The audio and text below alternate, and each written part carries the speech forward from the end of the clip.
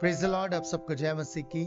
मैं प्रभु का दास पास्टर अभिषेक सिंह एक बार फिर से आप सभी का हमारे YouTube चैनल पर स्वागत करता हूं और एक वर्ड लेके मैं आपके लिए आया हूं और ये आपके प्रार्थना करने के नजरिए को बदलेगा।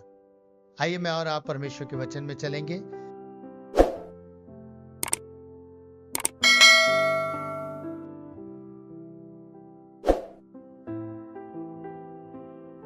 परमेश्वर का कलाम कहता है पहला तीमुथियुस उसका 2 अध्याय और उसके पहले वचन में, अब मैं सबसे पहले ये आग्रह करता हूं कि विनती और प्रार्थना और निवेदन और धन्यवाद सब मनुष्यों के लिए किए जाए।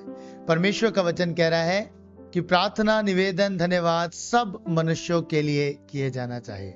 और मेरा सवाल है, जब परमेश्वर का वचन ये कह रहा है तो उनमें वो मनुष्य भी आते हैं जिन्होंने शायद कभी न कभी आपको दुख दिया हो, तकलीफ दी हो, आपके विरोध में बातें करी हो, उन्होंने आपका बहुत नुकसान किया हो।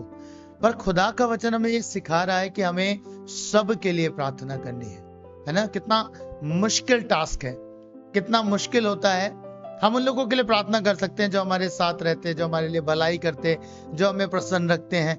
हम उनके लिए प्रार्थना करते हैं और हमें करनी है। पर खुदा का वचन कह रहा है हमें उनके लिए भी विनती करनी है जो हमें दुख देते, जो हमें पीड़ा देते, जो हमारा निरादर करते हैं, हमारा तिरस्कार करते हैं। उन सब के लिए भी हमें प्रार्थना करनी है ना।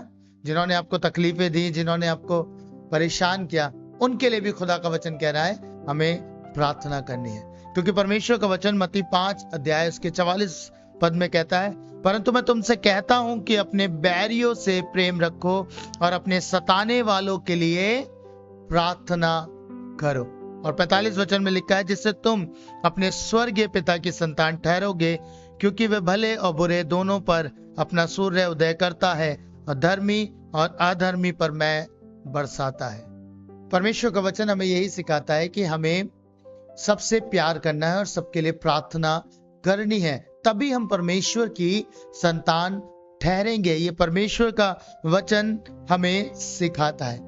आपको मालूम, जब हम दूसरों के लिए प्रार्थना करते हैं, उन लोगों के लिए प्रार्थना करते हैं जो हमारे सताने वाले हैं, जो हमें तकलीफ देते, जो हमें पीड़ा देते, परमेश्वर हमारे दुखों को भी दूर कर देता है। और बाइबल इसे प्रमाणित करती है। यदि आप निकालेंगे अय्यूब की पुस्तक उसका 42 अध्याय और उसके 10वें वचन को, तो वहां लिखा है, जब अय्यूब ने अपने मित्रों के लिए प्रार्थना की तब यहोवा ने उसका सारा दुख दूर किया और जितना अय्यूब के पास पहले था उसका दुगना यहोवा ने उसे दे दिया।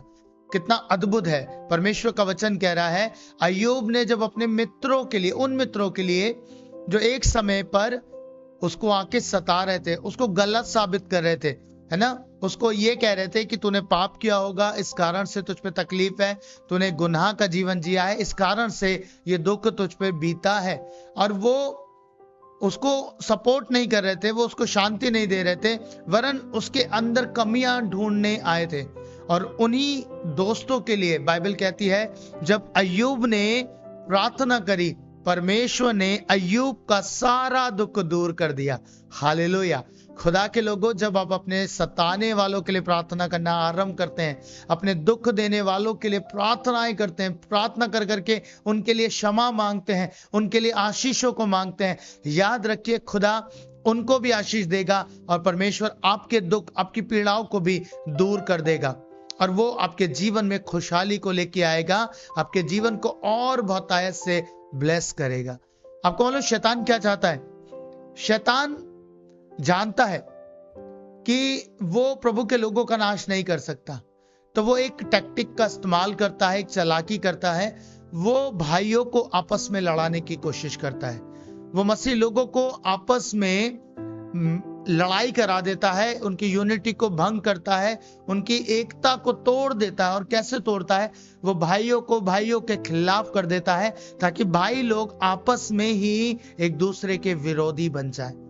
आप देखते हैं इन दिनों YouTube पर कैसे प्रभु का एक दास दूसरे दास को इतना बुरा भला कह रहा है, बहुत सी बातें करता है। क्यों? क्योंकि शैतान जानता है मैं डायरेक्टली इनका नाश नहीं कर सकता, पर मैं इनको आपस में लड़ाऊंगा, एक दूसरे को कर्ज करें, एक दूसरे को बुरा भला करें, तो एक दूसरे की हानि खुद ब खुद हो जाएगी। देखिए, जब हम एक दूसरे की बुराई करते हैं तो परमेश्वर का वचन कहता है कि हमारे जीवन में दुख और तकलीफ आ जाती है उस बुराई के कारण से, और बुराई हमारे घर से दूर नहीं होती है।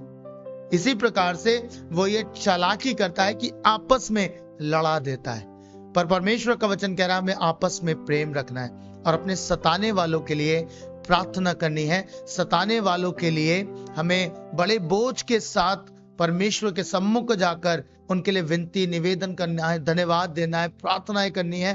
प्रभु से कहना है प्रभु आप उनकी सुधि लीजिए, प्रभु आप उनकी चिंता करिए, क्योंकि परमेश्वर पक्षपाती परमेश्वर नहीं है। बाइबल कहती है वो सब पे समान रीति से सूर्य को उदय करता है ना, धर्मी और अधर्मी दोनों पर मैं बरसाता है, ये परमेश्वर का स्वभाव है। तो हम कैसे पक्षपात कर सकते हैं? अगर प्रभु का वचन आज मुझे और आपको सिखा रहा है हमें सबके लिए विनती करनी, सबके लिए प्रार्थना करनी, सबके लिए धन्यवाद देना है, तो ये हमारा दायित्व है कि हम लोगों के लिए प्रार्थना करें।